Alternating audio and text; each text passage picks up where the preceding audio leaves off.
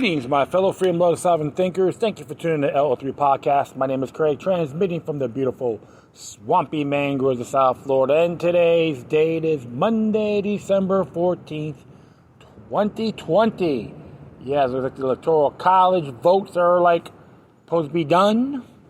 And there was claims, read a report, seen video footage too. It looks like Lansing, Michigan invited only the electors who are Democrat, but the Republicans wouldn't let them in because they weren't on the quote guest list unquote. Interesting there. Yeah, and I seen this good documentary by Epoch Times pertaining to the 2020 election. Very good documentary. Go to epochtimes.com and please check it out. It's very good stuff and a lot more fine-tuning as well.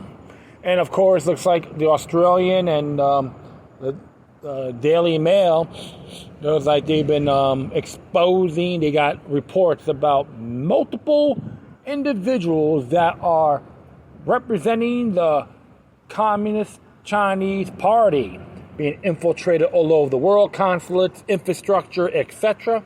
Yeah, so you know what they say, sinners shall be stripped naked. It's time to be alive. One big cloak and dagger extravaganza. My, oh my, oh my. Yes, and it even talks about trying to get President Trump to pursue the Insurrection Act, and based on all this monstrosity we're seeing here in the United States, and of course a lot more chaos around the world as usual. And, of course, trying to tell people how to think, how to live, and how to wipe your own rear end. And censorship is being called out as well. It's just amazing time, exciting time to be alive. Yeah, there was even a report, too, that they're saying that Fort Lauderdale's the most dangerous city in Florida by drive-bys. Well, I'll just say this. We've all been living in a dangerous world since the beginning of time. And people may question, is it drug-related or Chi-Com related? So always got to question these things. So a lot of darkness around the world, but we can all beat it with spiritual light. So enough of me ranting on these topics. I'm going to be narrating a couple of articles, and one of them is Kamala Harris may have committed treason. So I'll put the title up after the show. I think I don't want to put up there, so you folks can just listen and hear my big mouth. So let's just see here. I'm on my phone as usual. It says here from naturalnews.com, treason. Kamala Harris listed as one of key contacts for Biden family China business ventures, meaning both U.S. leaders are compromised by Beijing. Here. She has that goofy face, too, you know? Pathetic. I know a lot of versus Democrats are insulted by her as well, so can I blame them? Hell no. Let's see what Mr. Hayes has to say here. We already knew that China Joe Biden and his son Hunter Biden were stooges for Communist China, having made business deals with state-owned or controlled firms that also have links to the People's Liberation Army. We all know, too, that Joe Biden is owned by the New World Order. So all birds of a feather flock together, right? Precisely. And it says here, now it appears as though Senator Kamala Harris is in on those deals as well. Meaning if she and Joe Biden wind up in the White House, both American leaders will be compromised by the biggest national security threat we face. And it's funny because, remember, both her parents were foreign born. They weren't even citizens when she was delivered. So how is she legitimate be vice president or president of the United States? Okay, think about that. Null and void.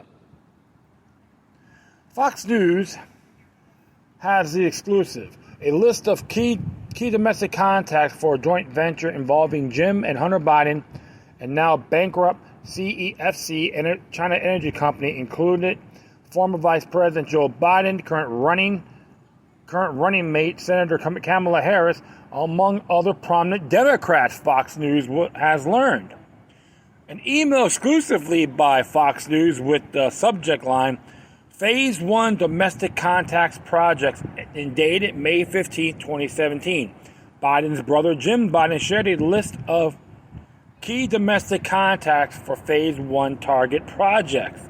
Question: are there any Democrats currently in Washington, D.C. who aren't compromised or owned by Beijing? In addition to Harris, this includes Senate Minority Leader Chuck Schumer from New York, Senator Amy Klobuchar, Democrat from Minnesota, Senator Dianne Feinstein from California, Senator Christine Gillibrand from New York Governor Andrew Cuomo. Check this out. New York City Mayor Bill de Blasio and former Virginia Governor Terry McAuliffe and others.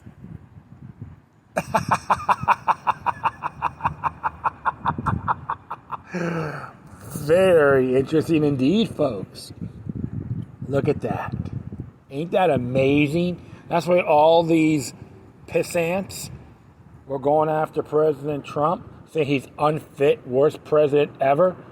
You can say President Trump is the greatest scapegoat in presidential history, like him or not.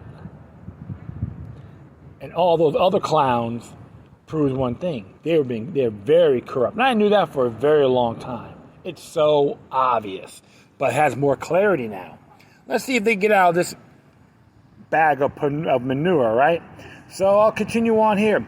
It is not clear if any of those Democrats were ever contacted by Chinese operatives regarding the target projects, Fox News reported. The email was sent from Jim Biden to Hunter Biden, their family business partner, Tony Bobulinski, and two others, Rob Walker and James Gilliar. The report comes as news that Representative Eric Swalwell, the Orwellian Christian from California, was involved, some believe romantically at one point, with a Chinese spy known as Fang Fang, or by her assigned U.S. name, Christine Fang. Following a year-long investigation, Axios reported December 8th, a suspected Chinese intelligence operative developed extensive ties with local and national politicians, including a U.S. congressman, and what U.S. officials believed was political intelligence operation run by China's main civilian spy agency between 2011 and 2015. The woman at the center of the operation, a Chinese national, targeted up and coming local politicians in the Bay Area and across the country who had potential to make it big on the national stage, Axios noted further. U.S. officials did not think that she passed along classified information to her handlers in Beijing, but the case, nevertheless, was a big deal because there were some really, really sensitive people that were caught up in the intelligence network, a current senior U.S. intelligence official said. How was Swalwell involved with her? Axios reported that the honeypot operative took part in his 2014 re-election campaign, said a San Francisco Bay Area political operative and current intelligence operative. The same individual said that Swalwell and his office were very aware of her activities on his behalf. In addition, Fang assisted in placing at least one intern in Swalwell's office, which is a huge considering that he's a member of the House Intelligence Committee, which has access to the most highly classified information known by the U.S. government.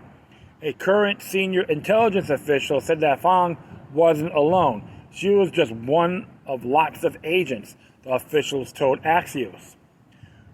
China is engaged in a highly sophisticated malign foreign influence campaign.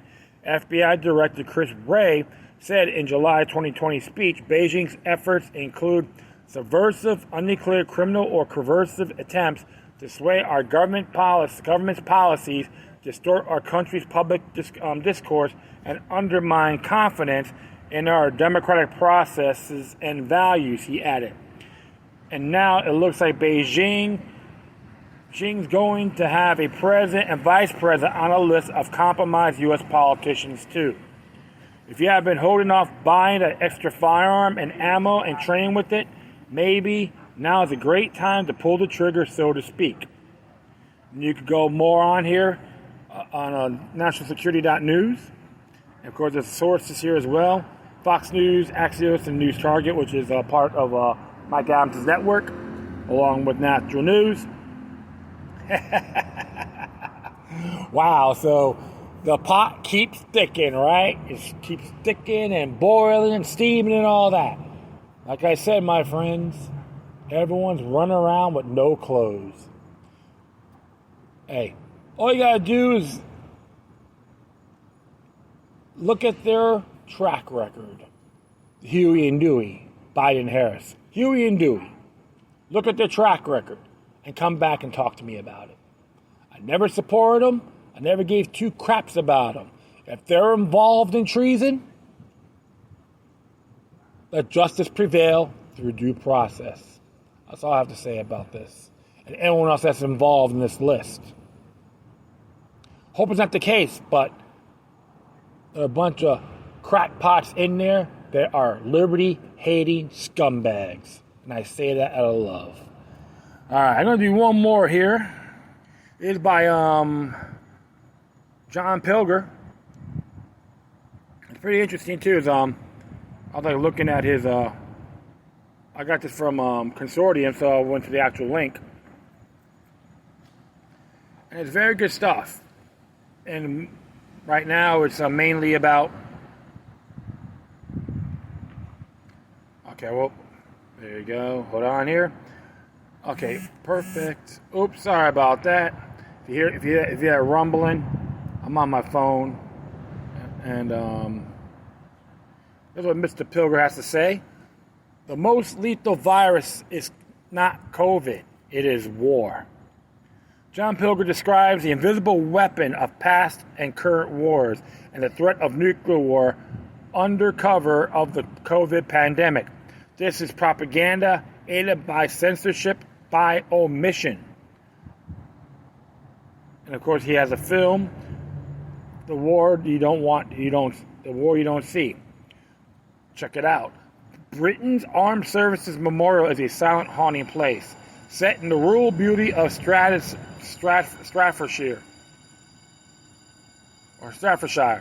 in an Abernum, some of 30,000 trees and sweeping lawns. Its Homeric figures celebrate determination and sacrifice. The name of more than 16,000 British servicemen and women are listed. The literature says they died in operational theater or were targeted by terrorists. On the day I was there, a stonemason was adding new names to those who have died in some 50 operations across the world during what is known as peacetime. Malaya, Ireland, Kenya, Hong Kong, Libya, Iraq, Palestine, and many more, including secret operations such as Indochina. Not a year has passed since peace was declared in 1945 that Britain has not sent military forces to fight wars of empire. Not a year has passed when countries, mostly poor, are riven by conflict, have not bought or have been soft loaned British arms to further the wars of interest of empire. Empire? What empire? The investigative journalist Phil Miller recently revealed and declassified that Boris Johnson Britain maintained 145 military sites, call them bases in 42 countries. Johnson has boasted that Britain is to be the foremost naval power in Europe. In the midst of the great health emergency in modern times, with more than 4 million surgical procedures delayed by the National Health Service, Johnson has announced a record increase of £16.5 billion in so-called defense spending, a figure that would restore the under-resourced NHS many times over. Okay, so... But these billions are not for defense. Britain has no enemies other than within who betray the trust of its ordinary people, its nurses and doctors, its carers, elderly, homeless, and youth. And successive neoliberal governments have done, conservative and labor. Exploring the serenity of the National War Memorial, I will soon realize that was a new single monument or plinth or plaque or rosebush honoring the memory of Britain's victims. The civilians in peacetime operations commemorated here. There is no remembrance of the Libyans killed where the country was willfully destroyed by Prime Minister David Cameron and his collaborators in Paris and Washington. There was no regret of the Serbian women and children killed by British bombs dropped from a safe height on schools, factories, bridges, towns, on orders of Tony Blair, or for the impoverished Yemeni children extinguished by Saudi pilots with their logistics and targets supplied by Bretons, and in the air-conditioned safety of Raqqa, or for the Syrians starved by sanctions. There is no monument to the Palestinian children murdered with the British elites enduring conveyances, such as recent campaign that destroyed a modest reform movement within the Labour Party with specious accusations of anti-Semitism. 2 weeks ago, Israel's military chief of staff and Britain's chief of defense staff signed an agreement to formalize and enhance military cooperation. This was not news. More British arms and logistical support will now flow to the lawless regime in Tel Aviv, whose snipers target children and psychopaths interrogate children in extreme isolation. See a recent shocking story by Defense for Children Isolated and Alone. Look it up, folks, on his website. Perhaps the most striking omission at the Staffordshire War Memorial is an acknowledgement of the million Iraqis whose lives and country were destroyed by the illegal invasion of Blair and Bush in 2003. ORB, a member of the British Polling Council, put the figure at 1.2 million. In 2013, the Commerce organization asked a cross-section of the British public how many Iraqis had died in the invasion. Majority said fewer than 10,000. How such a lethal silence sustained in a sophisticated society? My answer is that propaganda is far more effective in societies that regard themselves as free than in dictatorships and atrocities. I include censorship by omission. Our propaganda industries, both political and cultural, including most of the media, are the most powerful, unambiguous, and read fine on earth. Big lies can repeat incessantly in comforting, credible BBC voices. Omissions are no problem. A similar question relates to nuclear war, whose threat is of no interest, to quote Harold Pinter. Russia, a nuclear power, is encircled by a war-making group known as NATO, with British troops regularly maneuvering right up to the border where Hitler invaded. The defamation of all things Russian, not least. The historical truth that the Red Army largely won the Second World War is pre-collated into public consciousness. The Russians are no interest except as demons. China, also nuclear power, is burnt of unrelenting provocation, with American strategic bombers and drones constantly probing its territorial space. And hooray, HMS Queen Elizabeth, Britain's £3 billion aircraft carrier, soon to sail 6,500 miles to enforce freedom of navigation within the sight of mainland China, Chinese mainland. Some 400 American bases encircle China, rather like a noose. A former Pentagon planner said to me they extend all the way from Australia through the Pacific to southern and northern Asia and across Eurasia. In South Korea, a missile system known as Terminal High Altitude Air Defense, or THAAD, is aimed point blank at China across the narrow East China Sea. Imagine Chinese missiles in Mexico or Canada or off the coast of California. A few years after the invasion of Iraq, I made a film called War You Don't See, in which I asked leading Americans and British journalists, as well as TV news executives, people I knew as colleagues, why and how Bush and Blair were allowed to get away with the crime in Iraq, considering that the lies were not very clever.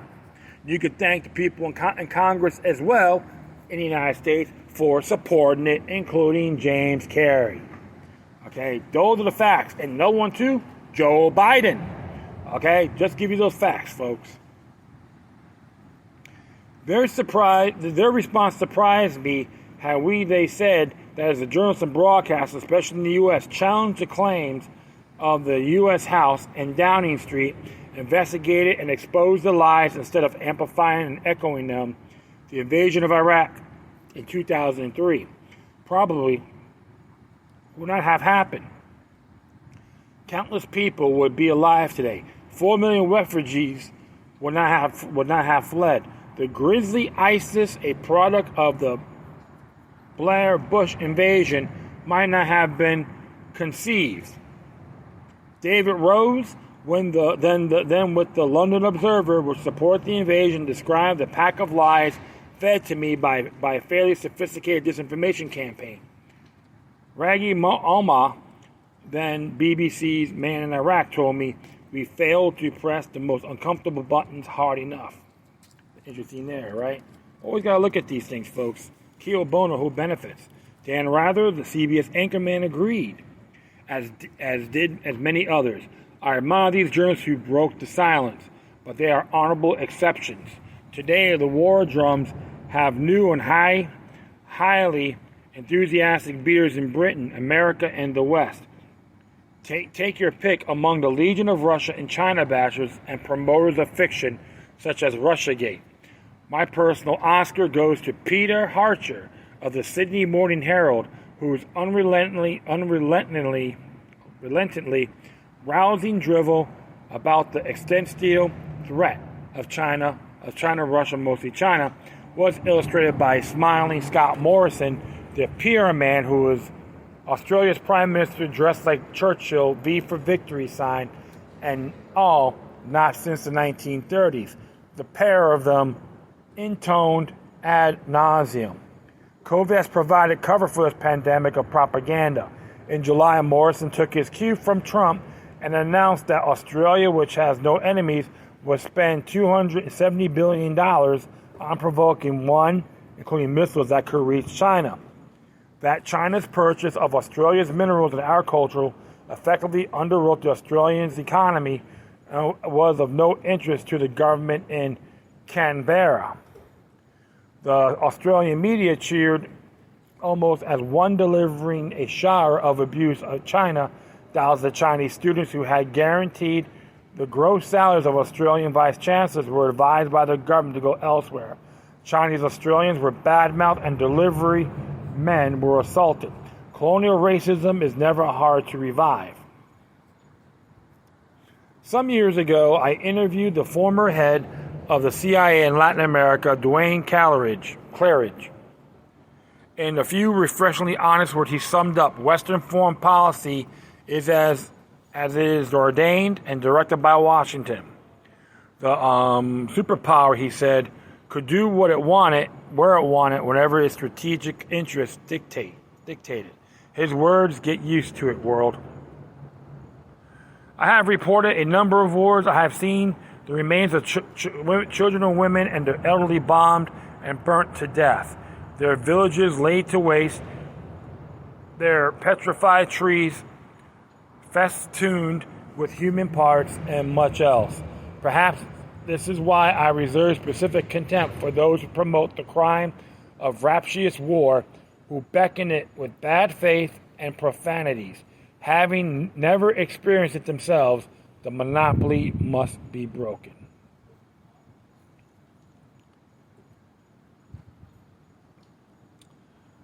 I gotta respect that. we're here too about going with the CCP and all that. But one thing I could tell everyone: who's gonna get when it comes to wars? Who's not gonna benefit? Non-combatants, humanity as a whole. Doesn't matter if it's the United States, China, Britain, the world. No one benefits. We all suffer one way or the other. And realistically, the people from all sides don't want to fight. It's just the politicians, the bureaucrats, one with the imperialist fetish wants it. Rather, it's the United States, Britain, Russia, or China. Doesn't matter. See, the banksters benefit the most. They don't give a damn about any of us. They all want us to suffer. They'll find a way, hey, this kind of war we want. Like China, like people talk about China nuking the United States. I don't really see it that way because they need the resources. Because right now, their jurisdiction is in very bad shape.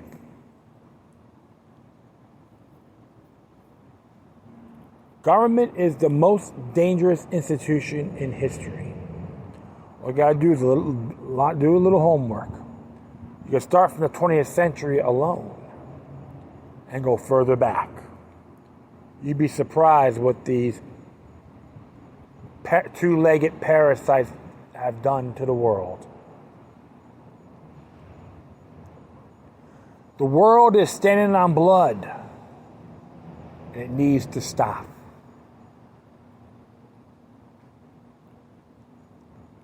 And that will be it. I'd like to thank everyone for listening. Plus, feel free to download and share us throughout your social media networks.